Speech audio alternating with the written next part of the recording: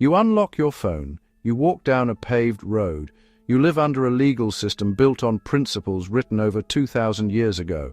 Whether you realize it or not, you are living inside the shadow of Rome.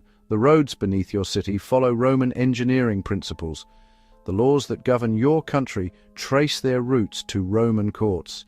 The language you are hearing right now, English, carries thousands of words borrowed from Latin, the tongue of Roman citizens who lived and died 1,500 years ago. Rome was not just an empire.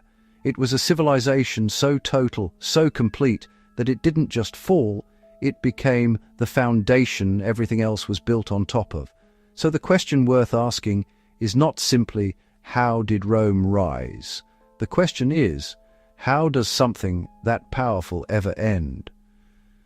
To understand the fall, you first have to feel the height. At its peak, around 117 AD, the Roman Empire stretched from the northern reaches of Britain in the north to the deserts of Egypt in the south, from the Atlantic coast of Portugal in the west to the borders of modern-day Iraq in the east. It covered approximately 5 million square kilometers, roughly two-thirds the size of the continental United States, but spanning nearly every climate on Earth, from the Sahara Desert to the North Sea. Within those borders lived somewhere between 55 and 75 million people, somewhere between 1/6 and 1/4 of the entire human population on Earth at that time. Think about what that meant in practice. A merchant in Roman Britain could travel to Roman Syria without ever crossing a foreign border. A soldier born in North Africa could be posted to a fortress on the Rhine River in Germany. A citizen in Alexandria, Egypt, paid taxes in the same currency, was protected by the same legal code, and could appeal to the same courts as a citizen in Rome itself. This was not just conquest. This was administration on a scale the ancient world had never seen. Rome built over 80,000 kilometers of stone-paved roads, engineered so precisely that many of their routes are still in use today beneath modern highways. They constructed aqueducts that carried fresh water across mountains and valleys into cities, giving urban Romans access to public baths, fountains, and sanitation systems that would not be matched again in European cities for over 1,000 years.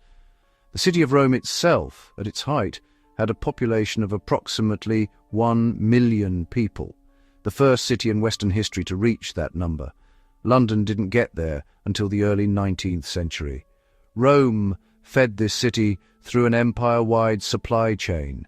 Grain from Egypt, olive oil from Spain, wine from Gaul, exotic animals from Africa for the games at the Colosseum. The logistics alone were a marvel of human organization. But what did this actually feel like for the people living inside it? Imagine a textile merchant in the city of Lyon, in what is now France.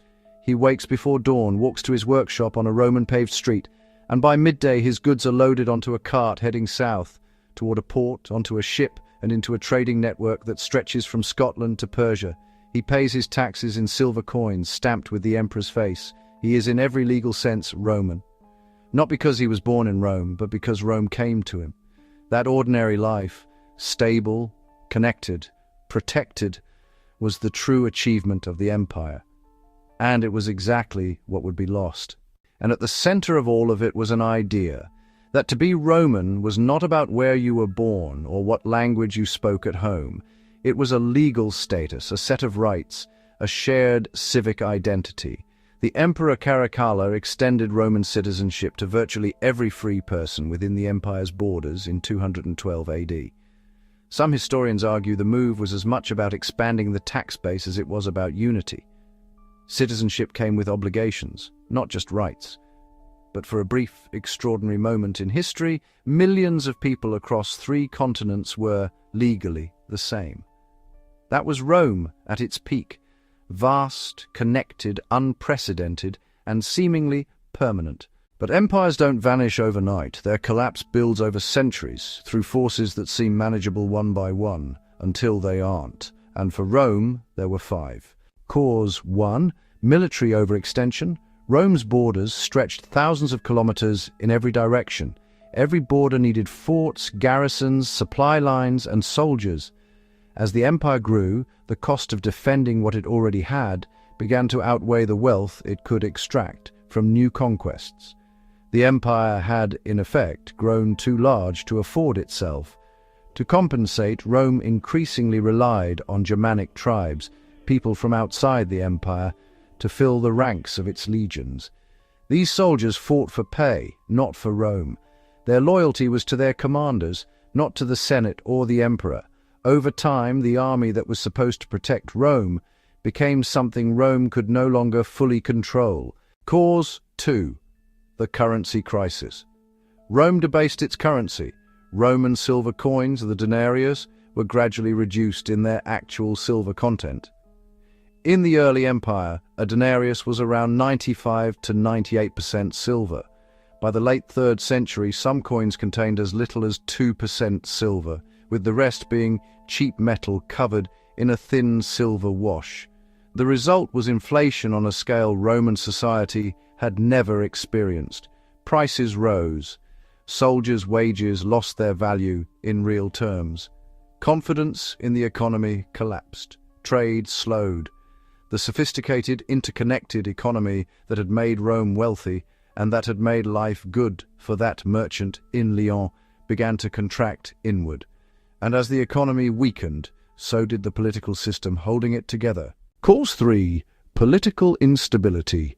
In a single 50-year period during the 3rd century AD, a period historians call the Crisis of the 3rd Century, Rome saw roughly 26 recognized emperors. And if you count every rebellious general who seized the title by force, that number rises significantly higher if you include usurpers and rival claimants. Most of them died violently.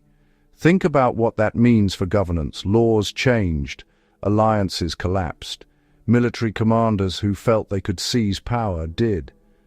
The Senate, once the proud heart of Roman civic life, became increasingly irrelevant. The office of emperor, on which had once conferred genuine authority, became something men fought over, won briefly, and then lost, usually with their lives. A government that cannot maintain its own continuity cannot manage an empire the size of a continent. While emperors fought each other for power, the work of running the empire slowly fell apart, and while the state was distracted, a deeper social fracture was widening. Cause 4. Wealth inequality and the disappearance of the middle. These displaced farmers, Rome's everyday backbone, swelled the urban slums of the capital, straining the very food supply chains that fed families across the empire. What remained was a society of extremes, a tiny, fabulously wealthy elite, and a very large, increasingly desperate urban poor. A society structured this way struggles to maintain the civic cohesion that makes collective action, like defending an empire, possible. And as Rome turned inward, exhausted and fractured, the world outside its borders seized the moment. Cause 5. The pressure at the borders. In the east, the Sassanid Persian Empire had emerged as a genuinely powerful rival, not a barbarian tribe, but a sophisticated state that matched Rome in organization and military strength. In 260 AD, at the Battle of Edessa, the Sassanid king Shapur I did something that had never happened in Roman history. He defeated and captured the Roman Emperor Valerian in battle. Ancient accounts describe Shapur using the captured emperor as a human footstool to mount his horse. Whether literally true or not, the image spread across the empire. The man who was supposed to be invincible was a prisoner. The psychological blow was immense. From the north, waves of Germanic peoples, Visigoths, Vandals, Huns, Ostrogoths, pushed against Rome's borders with increasing force. Some were themselves being displaced by even larger movements of peoples from Central Asia. These were not isolated raids. These were migrations, entire peoples on the move, needing land, needing somewhere to go. A Rome at full strength might have managed this pressure. The Rome of the 4th and 5th centuries, financially exhausted, politically unstable, militarily overstretched, and socially fractured, could not. In 410 AD, the Visigoths, under their leader Alaric, entered and sacked the city of Rome itself. It was the first time in roughly 800 years that a foreign force had breached the capital, the last being the Gauls in 390 BC. It was less a total destruction than a profound psychological blow. The city that had seemed eternal had been violated. 66 years later, in 476 AD, the last emperor of the Western Roman Empire, a young man named Romulus Augustulus, was quietly deposed by a Germanic chieftain named Odoacer. There was no great final battle, no dramatic last stand. The Western Empire simply ceased to function. Almost nobody at the time fully understood what had ended. The Eastern Roman Empire, based in Constantinople, would continue for another 1,000 years, finally falling in 1453. But in the West, the lights had gone out.